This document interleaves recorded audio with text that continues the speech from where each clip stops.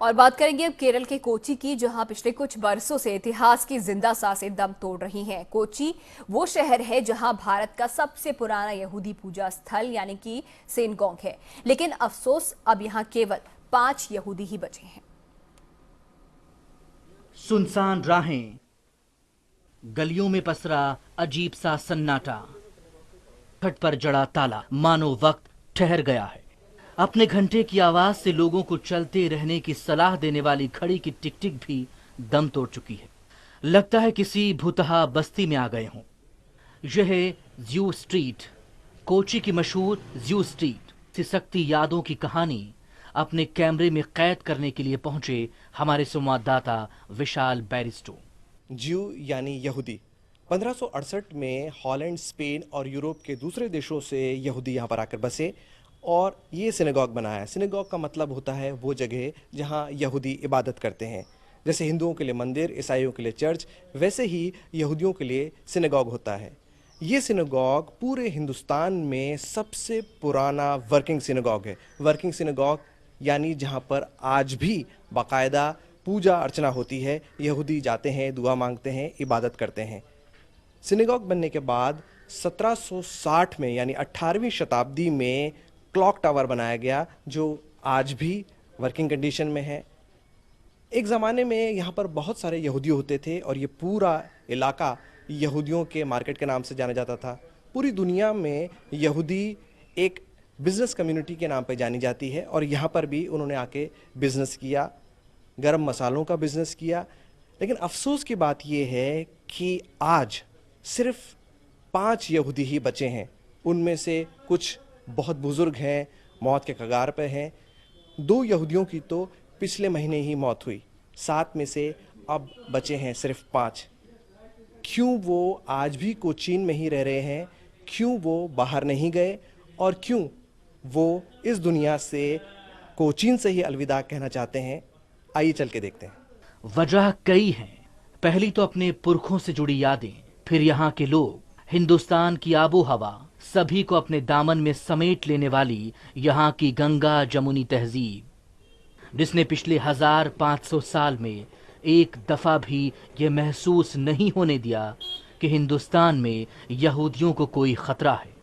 दुनिया भर में यहूदियों का कत्लेआम हो रहा था, मार पीट कर भगाया जा रहा था, तो जो भी अरब सागर पार कर यहाँ आया वो यहीं का होकर रह गया। न रोजी रोटी की मुश्किल, न मुश्किलों में डालने वाला मौसम, इन सब से बढ़कर अपने मजहब के मुताबिक पूजा करने की आजादी। यहूदियों को कोची में वो सब मिला जो शायद उन्हें अपनी मातृभूमि इजराइल में भी आसानी से नहीं मिलता। इसीलिए उन्होंने यहाँ सन 1568 में एक सिनेगॉग स्थापित किया, जहां आज भी पूजा होती है, जिसे देखने के लिए कुछ सैलानी भी आते हैं।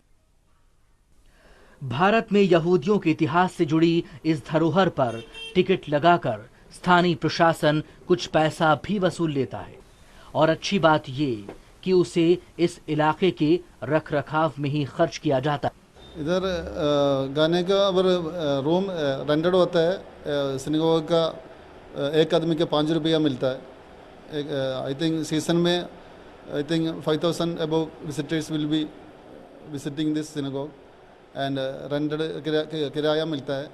उसके शॉप रेंटेड होता है, इसके मिलता है, पैसा मिलता है। कितने लोग बच्चे हैं? पाँच लोग, 4 women 1 gents here residing in Cochin. Family I think 4 family.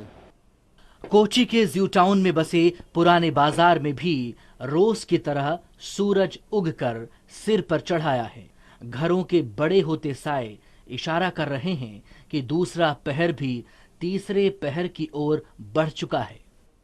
जिन गलियों में कभी कभार कोई दिखाई देता हो, उन्हीं गलियों में से एक घर में कुछ आहट सुनाई दी।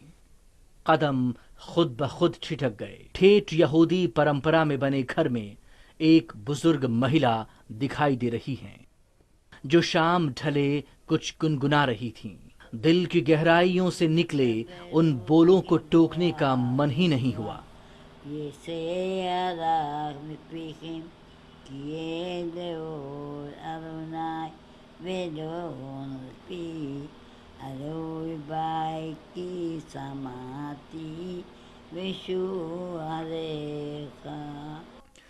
घर आए अनजान मेहमान का बुजुर्ग महिला ने दिल खोल कर स्वागत किया।